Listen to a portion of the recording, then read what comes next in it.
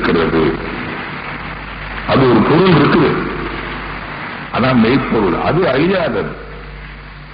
இந்த பூமி இருக்குதுன்னு வச்சுக்கோங்க. இந்த பூமியை சுத்தி என்ன இருக்குது? இந்த பூமிங்கிறது மண்ணுன்னு வச்சுக்கோங்களேன். மண்ணை சுத்தி நீர் இருக்குது இல்லையா? நீருக்கு மேல என்ன இருக்குது? ஒரு குறிப்பிட்ட தூரத்துக்கு சுவாசிக்கிற காற்று இருக்குது இல்லையா? கொஞ்சம் தூரத்துக்கு மேல போனா சுவாசிக்கிற காற்று கிடையாது, மூச்சு திணறும். அதனாலதான் ஆக்சிஜன் எல்லாம் கொண்டு போறோம். இப்ப சுவாச காற்று இல்ல, பிராணவாயு இல்ல. அதுக்கு மேல போனீங்கன்னா இன்னும் பல்வேறு வகையான வாயுக்கள் இருக்கின்றன. கடைசியில வர்றதுதான் ஹைட்ரஜன். அந்த ஹைட்ரஜனுக்கு அப்பால என்ன இருக்குதுன்னு பாத்தீங்கன்னா விண்வெளி. விண்ணும் வெளியும். அதுக்கு அப்புறம் என்ன இருக்கும்? சுத்த வெளிதான் இருக்கு. என் கை கடியில என்ன இருக்குதுன்னு கேட்டா என்ன சொல்லுவீங்க? ஒருத்தர் கேட்கிறேன், என் கை கடியில என்னங்க இருக்குது? ஒண்ணும் இல்லைன்னு சொல்லிடுவீங்க சாதாரணமா. வீசி பார்த்தா காற்று. காற்றுங்கிறது என்ன? அணுக்களுடைய கூட்டம். அணுங்கிறது எப்படி இருக்கும்? விண்ணினுடைய கூட்டம். விண்ணு எப்படி இருக்கும்? சுத்தம். சொல்றமே விண்ணுன்னு சுத்துது. எதை சொல்றீங்க? இந்த பம்பரம் விடும்போது சொல்லுவீங்க, பம்பரம் சுத்துதுன்னு வச்சுக்கோங்க. பம்பரம் விடும்போது என்ன சொல்றான்? என் பம்பரம் விண்ணுன்னு சுத்துது. விண்ணு எப்படி சுத்தும்னா பம்பரம் மாதிரி சுத்தும், பம்பரம் எப்படி சுத்தும்னா விண்ணு மாதிரி சுத்தும். இப்ப ரெண்டு விண் சுத்துதுன்னு வச்சுக்கோங்க. இங்க எத்தனை விண் இருக்குது? கோடான கோடி விண். இப்ப விண்ணுன்னா சுழலும். இங்க இத்தனை ஃபேன் இருக்குது, இவ்வளவு சுழலுது இல்லையா? ஒரு ஃபேனுக்கு இன்னொரு ஃபேனுக்கு இடையில வெளி இல்லைன்னு வச்சுக்கோங்க, இடைவெளி. சுத்துமா? அப்ப விண் சுத்துதுன்னா ரெண்டு விண்ணுக்கு இடையில அங்க ஒரு ஸ்பேஸ், இடைவெளி. இடையில் வெளி சொல்றோம், கொஞ்சம் இடைவெளி விட்டு பாருங்கிறீங்க. அந்த விண்ணுக்கு இடையில ஒரு வெளி இருக்கும்ல, அதுதான் சுத்த வெளி. இந்த விண்ணுங்கிறது அழியும், காற்றுங்கிறது அழியும், நெருப்பு அழியும், நீர் அழியும், மண் அழியும், தாவரம், புழு, பூச்சி, ஊர்வன, விலங்கு எல்லாம் அழியும். அப்ப சுத்த வெளி அழியுமா? அழியாது. It is there. அதான் அதுக்கு பேரு எட்டர்னல், மெய்ப்பொருள். அதுதான் தெய்வம். இதைத்தான் கம்பன் சொல்றார். இந்த சுத்த வெளியில தான் எல்லாம் இருக்குது. உலகம் யாவையும் தாம் உள, எல்லாம் தம்மில் இருக்கிறது. கீதையிலே கூட கண்ணன் சொல்வான், எல்லாம் என்னில் இருக்கிறது. பைபிள்ல கூட சொல்லப்பட்டிருக்கிறது, ஆதியிலே எங்கும் வெறுமையாயிருந்தது. தேவன் விண் முதல் மண் வரையில் எல்லாவற்றையும் படைத்தான். சர்வ ஜீவராசிகளையும் படைத்து இறுதியாக மனிதனை படைத்தான். அந்த சுத்த வெளிக்கு உருவம் உண்டா? விண் கூடிதான் காற்றாச்சு. காற்று கண்ணுக்கு தெரியல, தோலுக்கு தெரியுது. அந்த காற்று ஹைட்ரஜனும் ஆக்சிஜனும் H2O, ஹைட்ரஜன் 2 பங்கு, ஆக்சிஜன் 1 பங்கு கூடுனா தண்ணி வந்தது. அப்பதான் தண்ணி கண்ணுக்கு தெரியுது. காற்று கண்ணுக்கு தெரியல, தண்ணி கண்ணுக்கு தெரியுது. தண்ணி தெளிவு பெற்று திடப்பொருள் ஆயிற்று. அதன் பிறகுதான் செல் வருது. செல்கள் உண்டாகதான் இப்ப உருவமா இருக்குது இப்படி இல்லையா? அப்போ ஆதியில இருந்தது அந்த சுத்த வெளி. அதுக்கு ஏதாவது எல்லை உண்டா?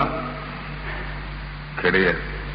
அது அங்கு இங்கு எண்ணாதபடி எங்கும் நிறைந்தது, தூணிலும் துரும்பிலும் இருப்பது.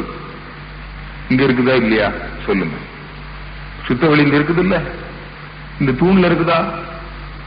இங்க அணுக்கு இடையில இருக்கணும்ல?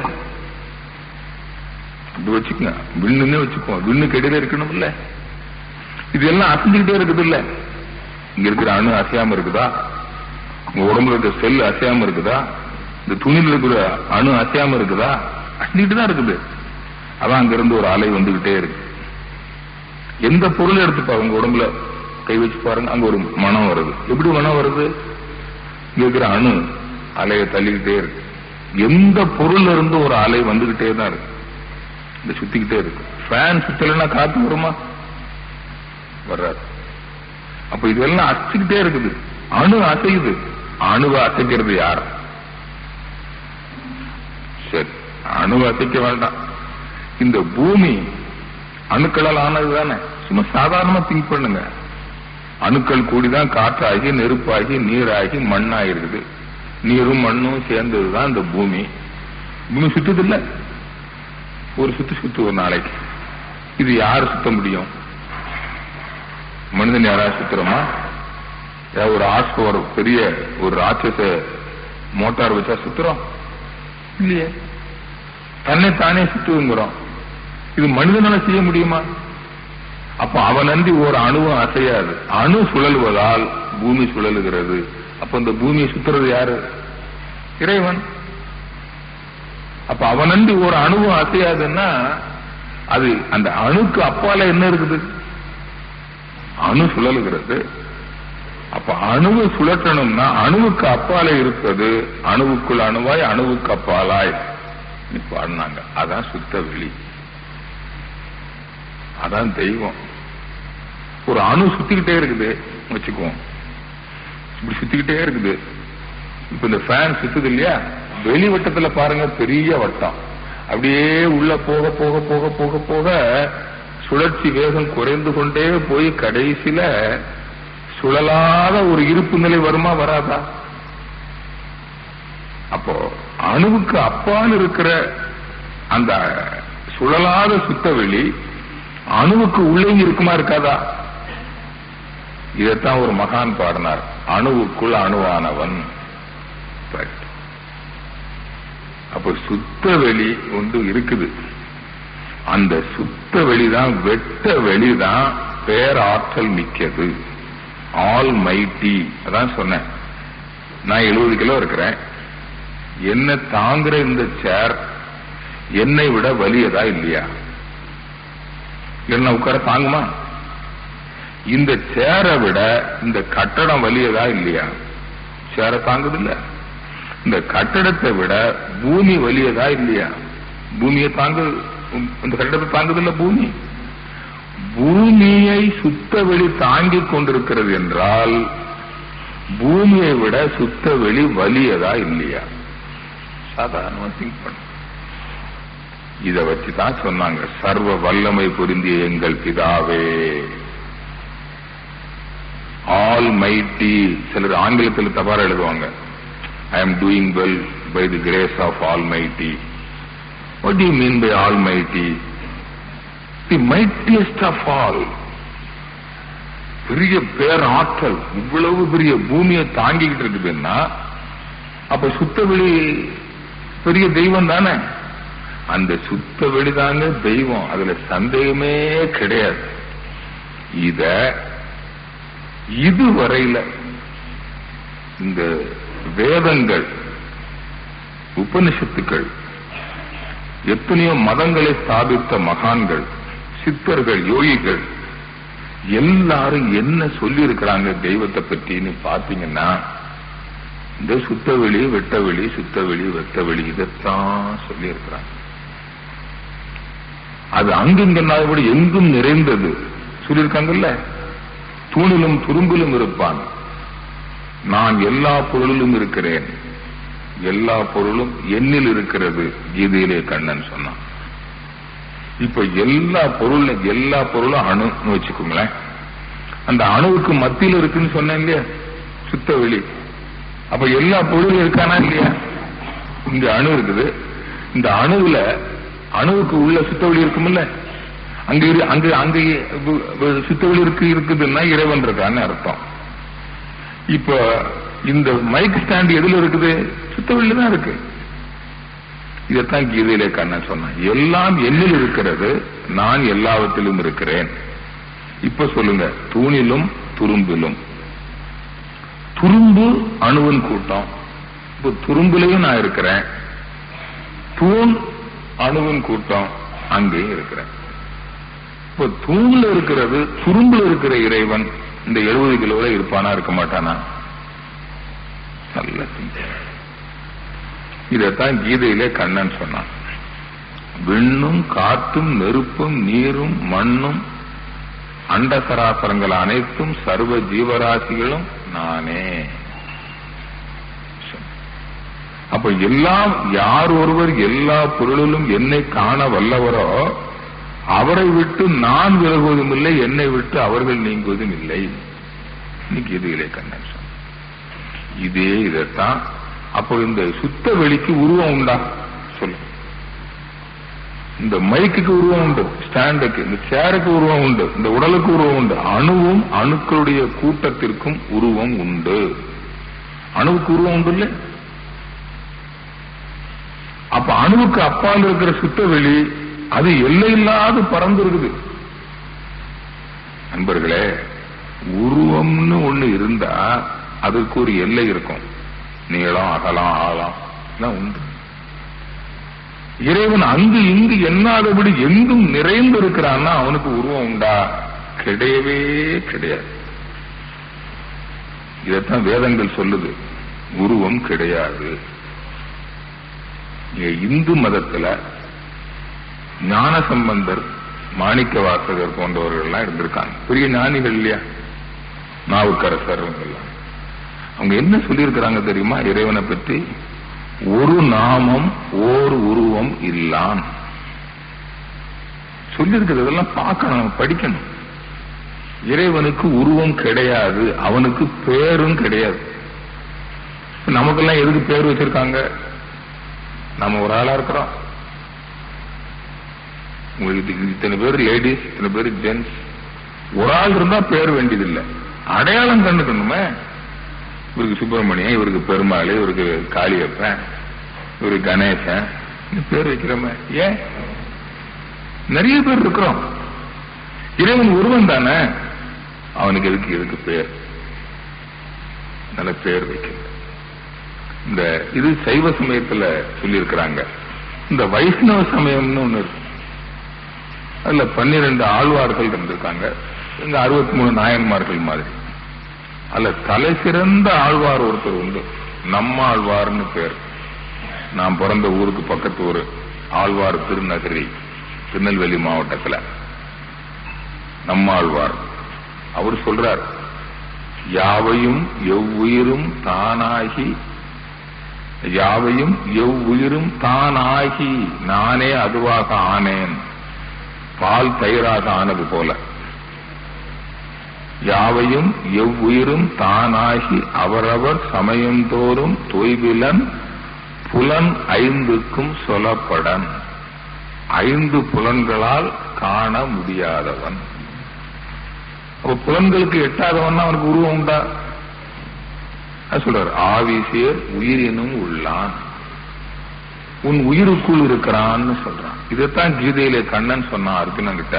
அர்ஜுனா, சர்வ ஜீவராசிகளும் நானே, நீயும் நானே, உன்னுள்ளே ஜீவ ஆன்மாவாக இருப்பதும் நானே, அந்த ஜீவ ஆன்மாவுக்குள் நானே பரமான்மாவாக இருக்கிறேன். இதை நம்மாழ்வார் சொல்றார். நான் எல்லா பொருளிலும் இருக்கிறேன் சொல்ற போல ஆவிசேர் உயிரினும் உள்ளான். இப்படி எல்லாரும், இது இந்து சமயம் வச்சுக்கோங்களேன். இப்ப கிறிஸ்தவ சமயத்தில் எடுத்துக்கங்க, அவங்க என்ன சொன்னாங்க? பிதான்னு சொன்னாங்க. இயேசு சொல்றார், பிதாவே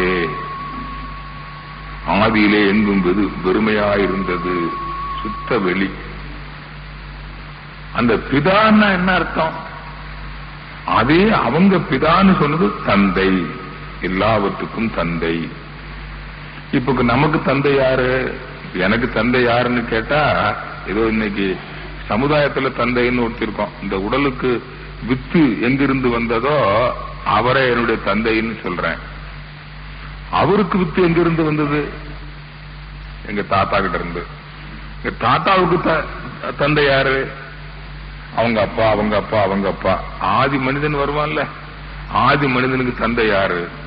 விலங்கு. விலங்குல இருந்தா மனிதன் வந்தான். அதுக்கு அப்பா யாரு? மனித குரங்குன்னு வச்சுக்கங்களேன். மனித குரங்குக்கு அப்பா யாரு? அதுக்கு முந்தின போகும். அதுக்கு முன்னாடி பாத்தீங்கன்னா ஊர்வனம் வந்துடும். அந்த ஊர்வனத்துக்கு அப்பா யாரு? வண்டினம். வண்டினத்துக்கு அப்பா யாரு? புழு. புழுவுக்கு அப்பா யாரு? புழு எங்க இருந்து வந்தது?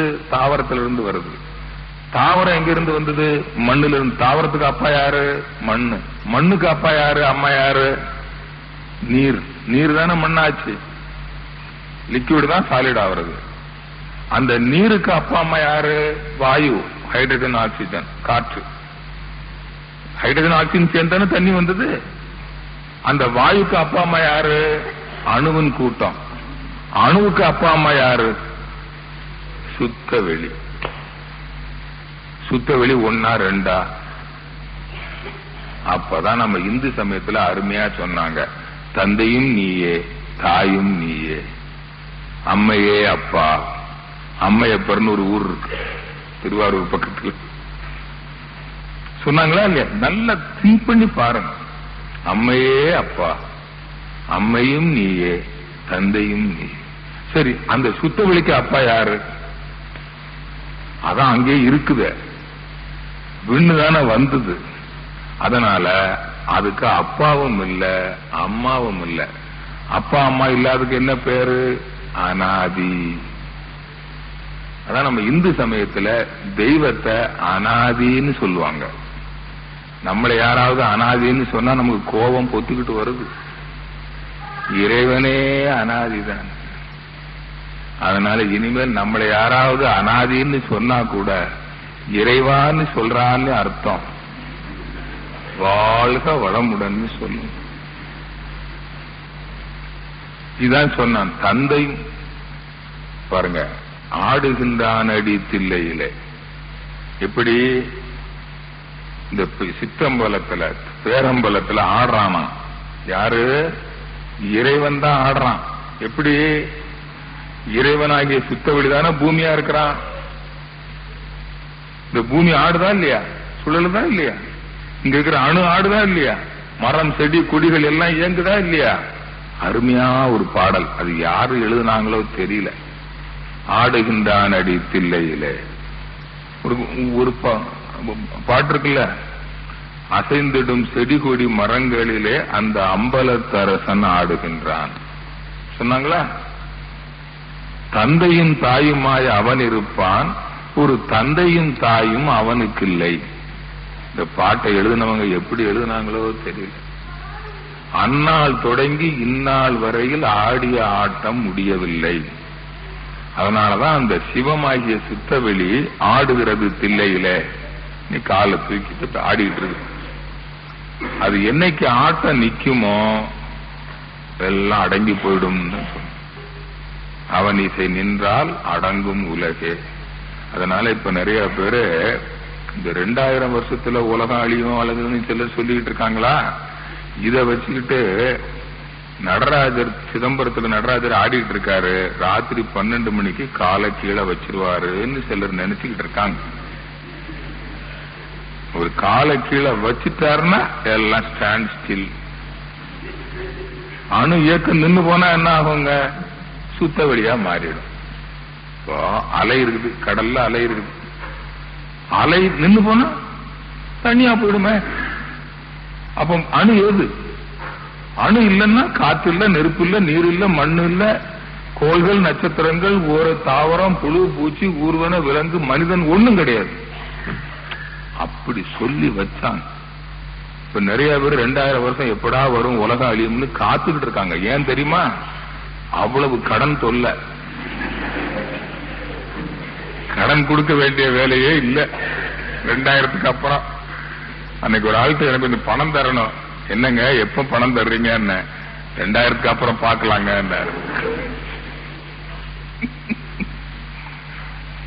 நண்பர்களே, இந்த கருத்தெல்லாம் நீங்க நல்லா சிந்திச்சு பார்க்கணும். ஏன் இப்படி சொன்னாங்கன்றதெல்லாம். அப்ப இறைவன் என்பது சுத்த வெளிதான். இது இந்து சமயத்துல மட்டும் சொல்லல, கிறிஸ்தவ சமயத்துல பிதான்னு சொன்னார். அவர் ஏதாவது பேர் சொன்னாரா? ஜீசஸ் சொல்லல. சரி, இஸ்லாம் சமயத்துல அல்லான்னு சொன்னாங்க. அல்லான்னு என்ன? ஈடு இணையற்றவன். சுத்த வெளி எப்படி இருக்குன்னு இருக்கும். அதுக்கு ஒரு ஊமை சொல்லுங்க பார்க்கலாம். சுத்த வெளி எப்படி இருக்குன்னு சொன்னா சுத்த வெளி மாதிரிதான் இருக்கும். தனக்கு ஊமை இல்லாதான். சரியா போச்சா? அப்படித்தானே சொன்னாங்க. தனக்கு ஊமை இல்லாதான். அப்போ அந்த ஈடு இணையற்றவன் அல்லான்னு பொருள். அப்ப அவங்களும் இறைவனுக்கு உருவம் இல்லைன்னு தான் சொல்றான். சீக்கிய மதத்திலையும் உருவம் இல்லைன்னு தான் சொல்றான். எந்த மதத்திலேயாவது மகான்கள் இறைவனுக்கு உருவம் உண்டுன்னு சொல்லியிருக்காங்களான்னு பாருங்க, கிடையவே கிடையாது. ஆக அன்பர்களே, அப்போ இந்த ஆலயம்ங்கிற இடத்தை வச்சு ஒரு கட்டடத்தை கட்டி ஆலயம்னு ஒண்ணு வச்சாங்களே, இந்து ஆலயம், தேவாலயம், அவங்களோட பள்ளி வாசல்னு சொல்லி, அதுவும் கூட ஆன்ம லயத்திற்கான இடம். இப்ப ஆன்மா எதுல லயமாகுது? இப்போ சுத்த வெளியே நினைக்கிறதா வச்சுக்குவோம். யாரு? இஸ்லாம் சகோதரர்கள். இப்ப நான் சொன்ன சுத்த வெளி, அவங்க அங்க போய் அல்லான்னு நினைச்சு அந்த சுத்த வெளியை நினைக்கிறார்கள் என்றால் சுத்த வெளியை வணங்குகிறார்கள். சரிதானா? அப்ப அவங்க மனம்ங்கிற அறிவு, இப்ப அறிவு எதை நினைக்குது? சுத்த வெளியை நினைக்குது. இப்ப அறிவு என்ன சொன்ன? ஜீவான்மா. சுத்த வெளி என்னது? பரமான்மா. இப்ப பரமான்மாவும் சுத்த வெளி ஆன்மா ஜீவான்மாவும் இணையுது. சரிதானா? அப்ப ஆன்ம லயத்திற்கு ஒரு இடத்தை தேர்ந்தெடுத்தாங்க பயிற்சிக்கு. ஏன்னா விவசாயம் பண்றாங்க, வியாபாரம் பண்றாங்க, குடும்பத்துல பல வேலைகள் இருக்குது. இந்த வேலைகள் எல்லாம் செய்யற காலத்துல அதை செய்ய முடியாது இல்லையா? இதுக்குன்னு ஒரு நேரத்தை ஒதுக்கி, ஒரு இடத்தை ஒதுக்கி, இப்ப சில வீட்டுல பூஜை அறை வச்சிருக்காங்கன்னு வச்சுக்கங்களேன். இல்ல ஒண்ணுமே இல்ல, சிலர் அங்க இப்ப கிறிஸ்டியன்ஸ் பிரேயர் பண்றாங்க. பிதாவே, இயேசுவின் நாமத்தினாலே உம்மை வேண்டுகிறோம் சொல்றாங்க. இயேசுவின் நாமத்தால் உம்மை வேண்டுகிறோம். அப்ப அவங்க எது நினைக்கணும்? சுத்த வெளியதான் நினைக்கணும். ஆனா நீங்க கிறிஸ்தவ சகோதரர்கள்ட்ட நீங்க பிதான்னு சொன்னது சுத்த வெளிதானேன்னு இப்ப கேட்டு பாருங்க, அவங்க அந்த கான்செப்டுக்கு வரல. யாரோ கோடியில ஒருத்தர் தான் வந்திருக்கிறாங்க. நம்முடைய அருள்நிதி ஆயிருக்காங்க எத்தனையோ பேர். கிறிஸ்டியன் ஃபாதர்ஸ், நன்ஸ், நிறைய பேர் இன்னைக்கு அருள்நிதி ஆயிருக்காங்க. ஆனா எல்லாரும் வர முடியல. நீங்க போய் சொன்னீங்கன்னா அவங்க ஒப்புக்கொள்ளவே மாட்டார்கள். அதே சமயத்தில் கிறிஸ்தவ இஸ்லாம் சகோதரர்கள்ட்ட போய் நீங்க அல்லான்னு சொல்றீங்களே, நீங்க அல்லான்னு சொல்லும் போது எதை நினைப்பீர்கள்? சுத்த வெளியை நினைப்பீங்களான்னு கேட்டு பாருங்க. அவங்க கிட்டையும் சரியான விளக்கங்கள் வரல. சரி, இந்து சமயத்தவர்களையாவது நீங்க அம்மையே அப்பா, வெட்ட வெளி, சுத்த வெளி எல்லாம் சொன்னீங்களே, இறைவன் அரூபம், உருவம், அருவா ரூபம் சொன்னீங்களே, அந்த அரூபத்தை நீங்க நினைக்கிறீங்களா அப்படின்னு கேளுங்க. அதுவும் சொல்றதுக்கு ஆள் இல்லை. ஆனால் இந்த இந்து சமயத்தில் என்ன செய்து வைத்திருக்கிறார்கள் என்றால், அந்த இறை தத்துவத்தை விளக்குவதற்கு சில உருவகத்தைப்படுத்தினாங்க. அதுக்கு அனிமேஷன் சொல்லுவாங்க, படம் போட்டு விளக்கு. இது போல படம் போட்டாங்க. அந்த படம் போட்ட போது அந்த உண்மையை விளக்குறாங்க. இறைவனேதான் எல்லாமாக இருக்கிறான். இப்ப நான் சொன்னேன், சுத்த வெளிதான் விண்ணாக, காற்றாக, நெருப்பாக, நீராக, மண்ணாக, அண்ட சராசரங்களாக, சர்வ ஜீவராசிகளாக இருக்கிறது. அதான உண்மை. எல்லாம் அதுதான், சர்வமும் நானே. அப்ப அதுவே தான் சத்து என்ற சுத்த வெளி, சித்து என்ற இயக்கமாக இருக்கிறது. நல்லா புரிஞ்சுக்கங்க. சத்து என்பது சுத்த வெளி, அது சத்தியம், அழியாது. சித்து என்பது இயக்கம். சித் என்றால் உயிர்னு பேர், அசைவு. உயிர் அசையும், மெய் அசையாது. இறைவனுக்கு என்ன பேருங்க? மெய்ப்பொருள். மெய் அசையாது, உயிர் அசையும்.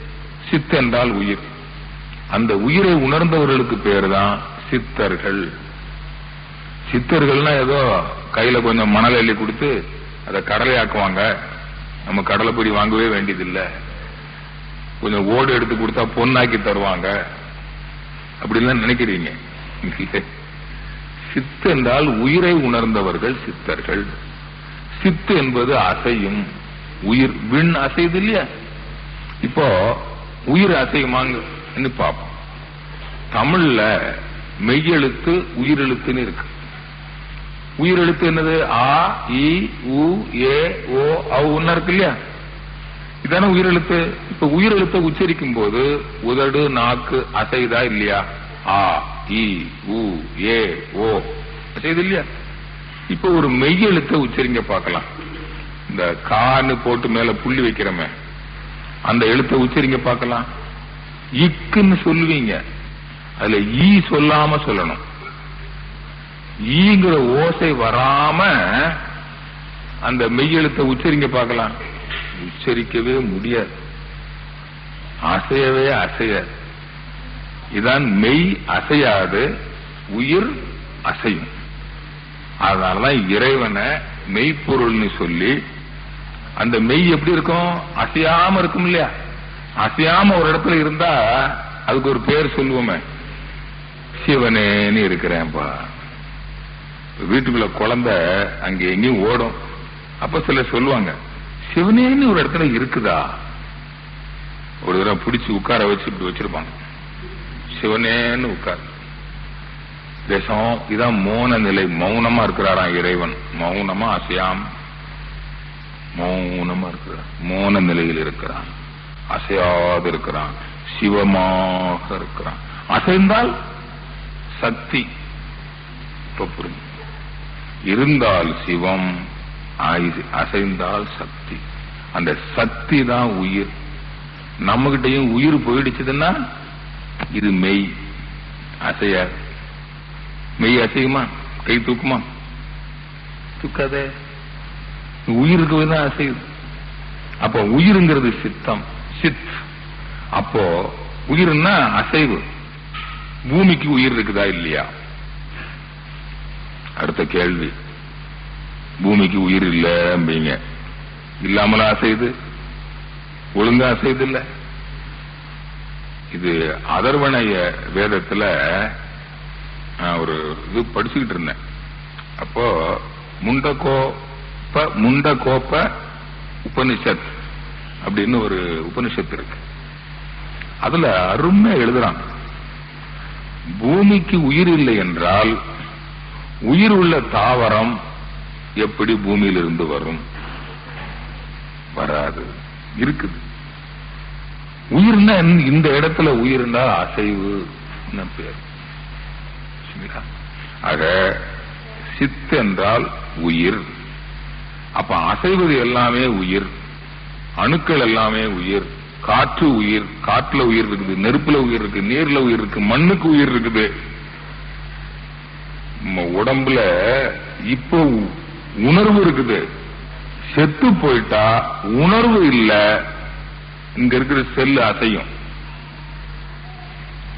செல் அசையும், அழியும், டீகம்போஸ் ஆகுது இல்லையா? உடல் அழிய போகுது இல்லையா? அப்ப அங்க ஒரு மாற்றம் அசைவு வருதா இல்லையா? அங்கேயும் உயிர் இருக்குது. ஆனால் அந்த உயிர் உணரும் நிலையில் இல்லை. நல்லா புரிஞ்சுக்கணும். செத்து போன உடம்புல உயிர் இருக்குதா? அங்க அசைது, உணர்வு இல்லை. இந்த மைக் ஸ்டாண்டுக்கு உயிர் இருக்குதா? உயிர் இருக்குதுன்னு சொல்லணும். இந்த வகுப்பு கேட்டுட்டு வெளியில போய் மைக் ஸ்டாண்டுக்கு உயிர் இருக்குதுன்னு சொன்னீங்கன்னா உங்க நண்பர்கள் உறவினர்கள் எல்லாம், ஏயா அறிவு திருக்கோயிலுக்கு போய் இப்படி அறிவு கேட்டா வந்திருக்கிற, இதையா நீ அங்க போய் படிச்சுட்டு வந்த, வேதாத்திரி ஒன்னு இப்படி ஆக்கிட்டாரு ஐயா. ஆதி எனும் அம்மா பாடினாங்க, ஆதி எனும் பரம்பொருள் மெய் எழுச்சி பெற்று அணுவென்ற உயிராகி. அணுவே உயிர் தான். அணு எங்கெங்க இருக்குதோ அங்கெல்லாம் உயிர். அப்ப செத்து போன உடம்புல அணு இருக்குதா இல்லையா? அணுதான் செல்களா இருக்கு, உயிர் இருக்குது. உணர்வு இல்லை. இந்த உணர்வு என்பது என்ன? எதை உணர்கிறது? நீங்க இப்போ உங்களுக்கு எல்லாம் உணர்வு இருக்கு இப்போ இல்லையா? என்ன உணர்வு இருக்குது? தொட்டு உணர்கிறீர்கள் அழுத்தத்தை, சுவைத்து உணர்கிறீர்கள், நாவின் மூலமாக சுவைத்து சுவையை உணர்கிறீர்கள், மூக்கின் மூலமாக மனத்தை உணர்கிறீர்கள், கண்களின் மூலமாக ஒளியை உணர்கிறீர்கள், காதுகளின் மூலமாக ஓசையை உணர்கிறீர்கள். இப்ப அழுத்தம், இங்க பிரஷர், இங்க சுவை, இங்க மனம், இங்க ஒளி, இங்க ஒலி. அது என்ன? உங்களுக்கு சுவை என்னங்க சொல்ல முடியுமா? உங்களுக்கு அழுத்தம்னா என்னன்னு சொல்ல தெரியுமா? மனம்னா என்ன? ஒளின்னா என்ன? ஒலின்னா என்ன? இது ஒண்ணு இல்லையா? இருக்குதே. இதையெல்லாம் உணர்கிற மனம்ங்கிறது என்ன? இருக்குதே, இல்லைன்னு சொல்ல முடியாத. அப்போ ஒண்ணு சுத்தவெளி, இன்னொன்னு இயக்கம். இந்த இயக்கங்களிலே வந்த விளைவு அழுத்தம், ஒலி, ஒளி, சுவை, மனம். அதை உணரும் மனம். இந்த அழுத்தம், ஒலி, ஒளி, சுவை, மனம், மனம்னு சொன்னோம் பாருங்க. இந்த ஆறும் சேர்ந்ததுதான் அனந்தம். சத்து, சித்து, அனந்தம். இதோட முடிஞ்சு போச்சு. இந்த அனந்தம் என்பதுதான் இது அருவமும் உருவமும் சேர்ந்தது. இதான் மாலையில விளக்க போறேன். அருவம், அருவம் சுத்தவெளி. உருவம் எல்லாம் அணுக்களுடைய கூட்டம். கூட்டல் ஊ இஸ் ஈக்குவல் டு ஓ. அகரம், உகரம், ஓங்காரம். அப்ப அருவமும் உருவமும் சேர்ந்தது ஓங்காரம். அப்ப இது என்ன பாருங்க, அருவமும் உருவமும் சேர்ந்தது. சுத்தவெளி அருவம், இறைவன் அருவமாக இருக்கிறான், இறைவனேதான் உருவமாக இருக்கிறான், இறைவனேதான் அருவாரூபமாகிய அழுத்தம், ஒலி, ஒளி, சுவை, மனம், மனமாகவும் இருக்கிறான். இதை நம்ம இந்து சமயத்தில் தெளிவாக விளக்குகிறார்கள். எப்படி சொன்னாங்க நீ பாருங்க. கீதையிலே கண்ணன் சொல்றான், உபனிஷத்து, நீ உபனிஷத்தை பிடிச்சுக்கணும். நான் விண்ணிலே அழுத்தமாக இருக்கிறேன், காற்றிலே நானே ஒலியாக இருக்கிறேன், நெருப்பில் நானே ஒளியாக, நீரில் நானே சுவையாக, மண்ணில் நானே மனமாக, ஜீவன்களிலே நானே மனமாக இருக்கிறேன் சொல்லிட்டான. அப்ப இறைவனேதான் அருவமாகவும் இருக்கிறான், உருவமாகவும் இருக்கிறான், அருவாருவமாகவும் இருக்கிறான். இந்த சொல்ல விளக்க வந்த ஒரே ஒரு சொல் சத், சித், அனந்தம், சச்சிதானந்தம். இந்த சச்சிதானந்தம்ங்கிற ஒரு சொல்லுக்குரிய விளக்கம் தெரிஞ்சிட்டா இறைவன் அருவமாகவும் உருவமாகவும் அருவாருவமாக இருக்கிறான். இதைத்தான் கீதையிலே கண்ணன் சொன்னான். அப்ப நீ அருவத்தையும் வணங்கலாம், உருவத்தையும் வணங்கலாம், அருவாரூபத்தையும் வணங்கலாம், நினைக்கலாம். வணங்குதல்னா என்னங்க?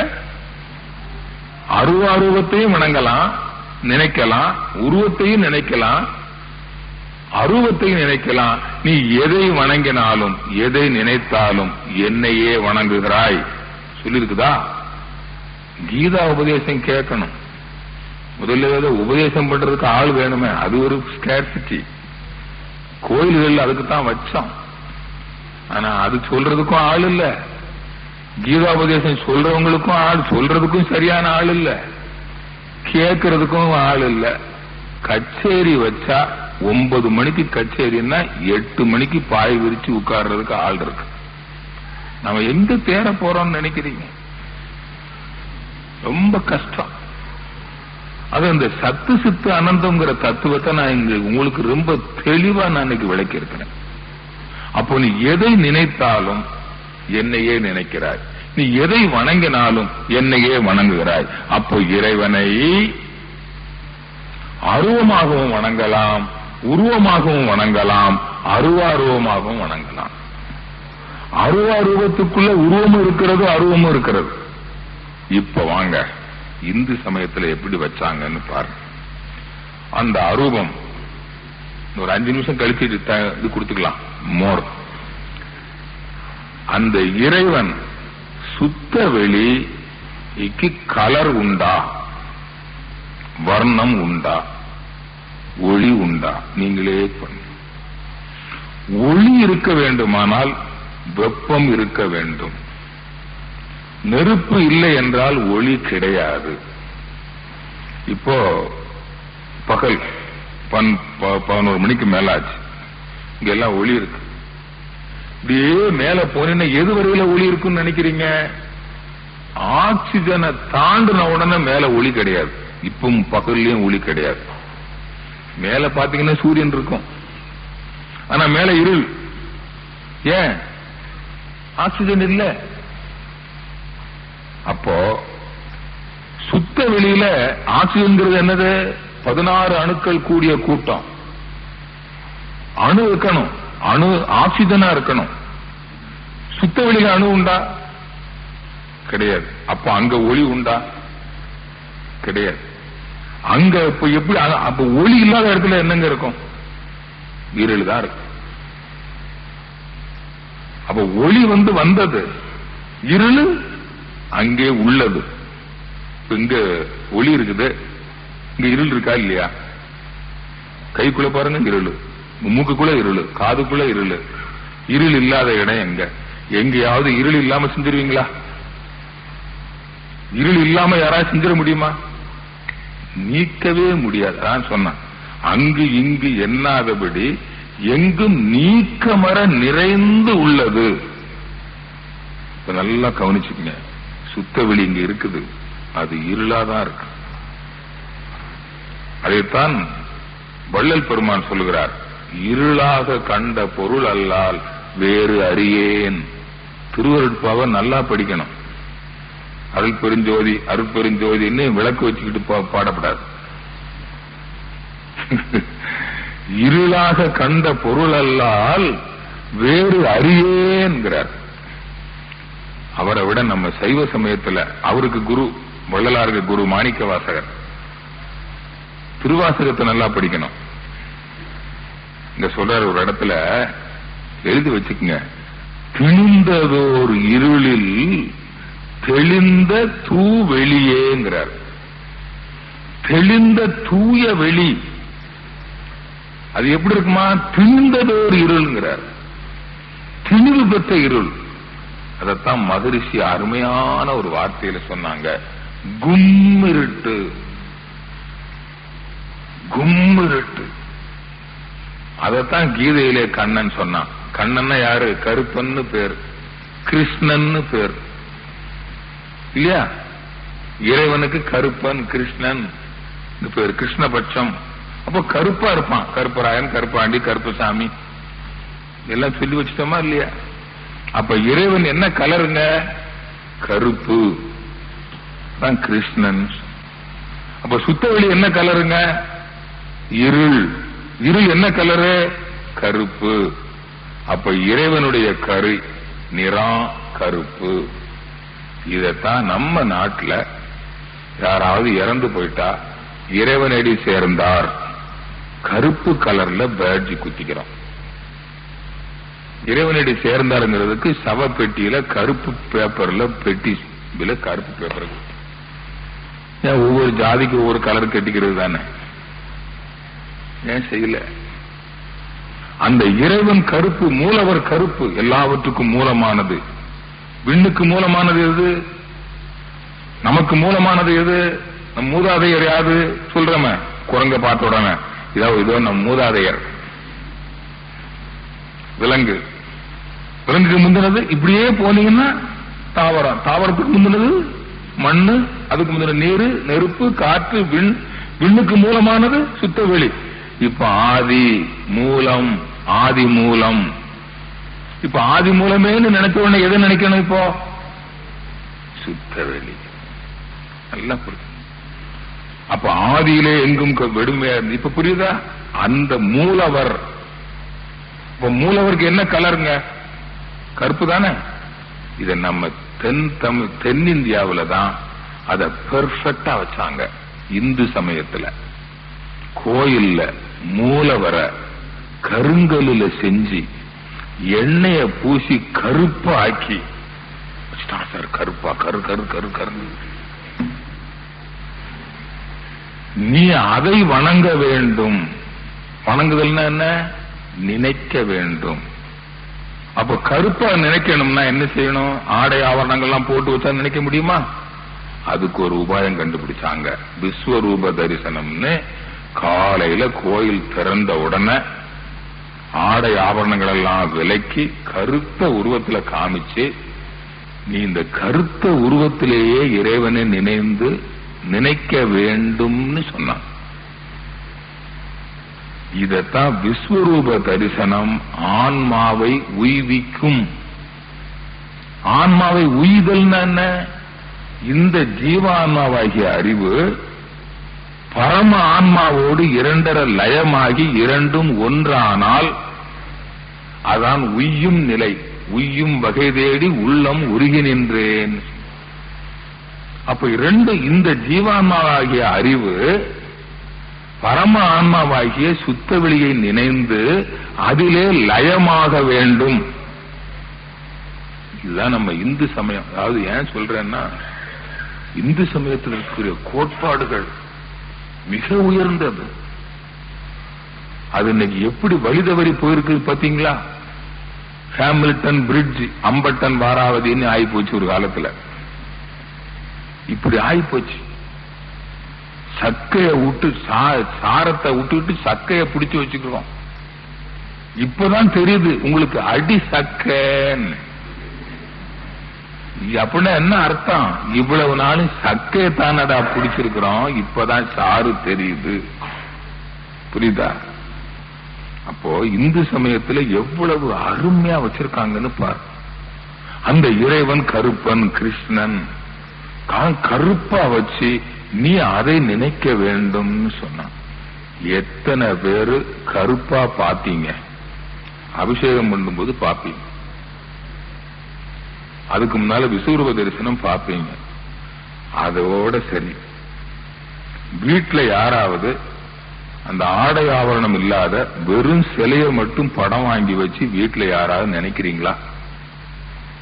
நினைக்கவே மாட்டீங்க. நடந்த நிகழ்ச்சிகளை சொல்றேன்.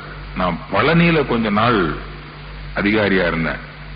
பழனி கோயில்ல கூட என்ன பற்றி அறிமுகப்படுத்துறப்போ சொன்னாங்களா, நான் இந்து சமய அறநிலைய ஆட்சித்துறையில தான் இப்போ ரீஜனல் ஆடிட் ஆபீசர் ஈரோடு, மண்டல தணிக்கை அதிகாரி ஈரோடு அறநிலையத்துறையில ரொம்ப முக்கியமான பொறுப்புல இருக்கிறேன். ஆண்டவன் கணக்கு பாக்குறது அவனுக்கு பார்க்க தெரியாது, நான் தான் கணக்கு பாக்குறேன். என் பணம் என்னையாச்சு, எவ்வளவு செலவு பண்ண, எவ்வளவு மிச்சம் வச்சிருக்கிற, எங்க வச்சிருக்கிற கேட்கிறேன். ஆண்டவனுக்கு கணக்கு பாக்குற ஏஜென்ட் நான் தான். அப்போ இங்கெல்லாம் பாக்குறேன். பழனியில் இருக்கிற போது சில நண்பர்கள் வருவாங்க என்ன தேடிட்டு. என்னன்னா, நான் கூட வந்தா அந்த பழனி ஆண்டவனை பக்கத்துல போய் பார்க்கலான்றதுக்காக வருவாங்க. அது எப்படி பார்க்கணுமா? விஸ்வரூப தரிசனம் பார்க்கறது தான் ரொம்ப நல்லதுன்னு ஜோசியக்காரன் சொல்லியிருக்கிறான். ஆன்மாவை உய்விக்கும்னு சொல்லியிருக்கிறாங்க அப்படின்னு சொல்லிட்டு இவங்க வந்துருவாங்க. இரவோடு இரவா வந்து தங்கி விடிய காலம் 3 மணிக்கு அவங்க தூக்கத்தையும் கெடுத்து என் தூக்கத்தையும் கெடுத்து நானும் கூட குளிச்சுட்டு போய் அங்க போய் முன்னாடி உட்கார வச்சு வந்த உடனே எல்லாம் திரையெல்லாம் விளக்குன உடனே எவ்வளவு எத்தனை முறை அடிக்க முடியுமோ அத்தனை முறை அடிச்சு அப்படியே கும்பிட்டு அப்படியே கண்ணீர் ஓடும். முருகா முருகா முருகா எல்லாம் முடிச்சாச்சு. அப்புறம் மீண்டும் திரை போட்டுருவாங்க. அப்ப நான் சொல்லுவேன், ஐயா நல்ல திருப்தியா தரிசனமாச்சா? ஓ, உங்க புண்ணியத்துல ரொம்ப பெரிய புண்ணியங்க, நல்ல தரிசனம். அப்புறம் என்ன ஆத்துக்கு போலாமா? போக கூடாதுங்க. ஏனுங்க? ராஜ அலங்காரம் பார்த்துட்டு தான் போகணும், மொட்டையா பார்த்துட்டு போக கூடாது. ஏன்னு கேட்டா, இவன் மொட்டையா இருக்கிறான் ஆண்டி, இவன் ஆண்டியா போறதுக்காக வந்தான். இவன் ராஜா மாதிரி வாரணும். ஆடை ஆபரணங்கள் பொண்ணு பொருள் பொருள் ராஜா மாதிரி அதிகாரம் வேணும்.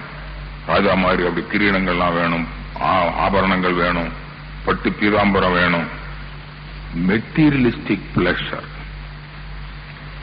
பொருள் துறையில முன்னேற்றம் அடைய வேண்டும் என்பதற்காகவே தான் அங்க வந்தாங்க. ஆன்மா உயணுங்கிறதுக்காக வரல. ஆனா என்ன சொல்லி வச்சுட்டாங்க, அந்த விஸ்வரூப தரிசனம் பார்த்தா ரொம்ப நல்லதுன்னு அவன் சொன்னா, இவன் எப்படி எடுத்துக்கிட்டான்? அதையும் பார்த்தா ராஜா மாதிரி ஆகலாம், ஆனா ராஜ அலங்காரத்தையும் பார்த்துட்டு தான் போகணும். அந்த படம் விற்கும். ஆண்டி படத்துல கூட சிலை போட்டு, அது ஸ்கெலிட்டன் வேற இருக்குது. இப்போ இதனோட குச்சி கால்லாம் இப்படித்தான் இருக்குது. டிபி பேஷண்ட் மாதிரி இருக்கும் கிட்டத்தட்ட பார்த்தா. படத்தை யாரும் வாங்கிட்டு போக மாட்டான். அது எங்க நிலைமை அப்படிங்க. 2 லட்சம் ரூபாய் செலவு பண்ணி பார்த்தோம். அந்த தேஞ்சு போச்சு நவபாஷானம் எல்லாம். அதை இப்ப அபிஷேகம் எல்லாம் பண்ணப்படாதுன்னு பாதுகாத்து வச்சிருக்கிறோம். இப்ப அபிஷேகமே கிடையாது மூலவருக்கு. அப்புறம் இந்த அலங்காரம் பண்ணிருக்காங்க பாருங்க, அந்த படத்தை தான் வீட்டுக்கு வாங்கிட்டு போவாங்க. நான் உங்களுக்கு வேடிக்கையா சொன்னாலும் அதுல ஒரு பெரிய உண்மை இருக்கு, தெரிஞ்சு. ஆக அன்பர்களே, இந்த ஆலயங்களை தோற்றுவித்து வைத்தவர்கள், இந்த உருவங்களுக்கு எல்லாம் உருவத்தை கொடுத்தவர்கள், அதற்கு இந்த கருப்பு கலரை கொடுத்தவர்கள் பெரிய ஞானிகள். இந்து சமயத்துல ஆலயங்கள்ல விக்கிரகங்களுக்கு கருப்பு கலரை கொடுத்தவங்க பெரிய ஞானிகள். ஒண்ணு. சரி, அப்பனா கருப்பு கலர்னு ஒரே வெறும் கருப்பாக்கி இருக்கலாமே, ஒரு கருப்பு ஸ்கிரீனை போட்டு விட்டு பண்ணிருக்கலாமா இல்லையா? அதைத்தான் சிதம்பரத்துல வச்சான். சிதம்பர ரகசியம். என்னை எட்டி எட்டி பார்த்தா ஒன்னையும் காணமே. ஒன்னையும் காணலன்னா எப்படி தட்டுல காசு போடுவான்? இப்ப அங்க ஏதோ ஒண்ணு வச்சிருக்காங்களாமா. இதே மாதிரி ஆவுடையார் கோயில்னு ஒண்ணு இருக்குது. அங்கேயும் ஒண்ணும் இல்லாம தான் இருந்தது. இங்க போறவங்க எல்லாம் ஒண்ணும் இல்லாத எதையா பார்த்து வணங்குறதுன்னா, இந்த நெல்லு அளக்கிற மரக்காலை எடுத்து கவுத்தி வச்சு அதுக்கு மேல ஒரு பிரபைய வச்சு அதுக்கு இப்போ தீபாராயணம் நடக்குது. ஆனா ஒண்ணு மட்டும் செய்வாங்க, யாருக்கும் விபூதி கொடுக்க மாட்டாங்க.